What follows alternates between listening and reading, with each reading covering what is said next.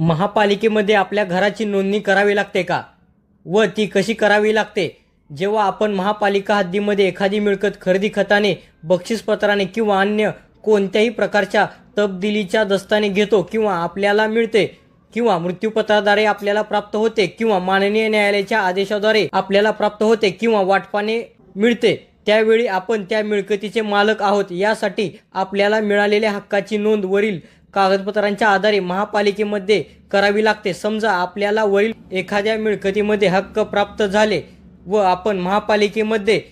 ग्रामपंचायतमध्ये किंवा नगरपालिकेमध्ये आपल्याला मिळालेल्या हक्काप्रमाणे स्वतःची नोंद करून घेतली नाही व पूर्वी उतार्यावर असलेली नावे तशीच ठेवली, तर उतार्यावर नावे असलेले लोक त्या गोष्टीचा गैरफायदा घेऊन तीच मिळकत पुन्हा अन्य इतर त्रयस्थ व्यक्तींना लिहून देऊ शकतात, कर्ज काढू शकतात किंवा विक्रीसुद्धा करू शकतात व त्यानंतर पुन्हा कोर्ट कचेरी करावी लागते।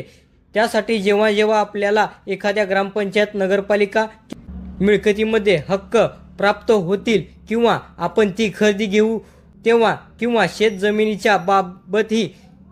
अगदी तशाच प्रकारे आपल्याला जमिनी मिळाल्यानंतर किंवा आपण घेतल्यानंतर आपल्या स्वतःच्या नावाची नोंद, तसेच घर जागा असेल तर ग्रामपंचायत किंवा नगरपरिषद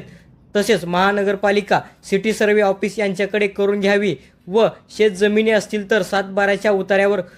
करून घ्यावी, अन्यथा भविष्य काळामध्ये मोठ्या गुंतागुंती होऊ शकतात। ही नोंदणी करण्यासाठी आपल्याला संबंधित कागदपत्रे व अर्ज द्यावे लागतात, तसेच प्रतिज्ञापत्र ही द्यावे लागते। धन्यवाद।